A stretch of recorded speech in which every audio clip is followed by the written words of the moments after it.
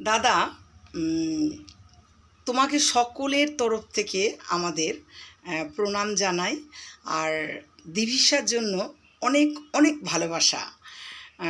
আর ভগবানের কাছে প্রার্থনা করি যে ও অনেক বড় হবে, সুখে থাকবে, মা বাবার মুখ উজ্জ্বল করবে।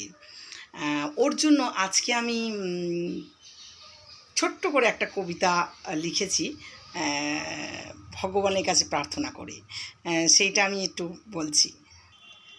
কুচ্চি পড়া দিভিসা তুমি আজ প্রথম ভাত খাও, প্রার্থনা করি ভগবানের কাছে দুধে ভাতে রও। একটু বড় হয়ে যখন সরস্বতী পুজো হবে, স্লেট হাতে তুলে তুমি হাতে খড়ি দেবে। তারপরেতে শ্রেণীতে দেখো তুমিই প্রথম হবে। অনেক বইয়ের বোঝা তোমার কাঁধে চেপে রবে।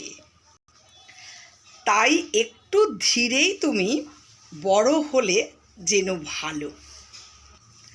এখন শুধুই আদর খাও আর খেলাধুলা করো।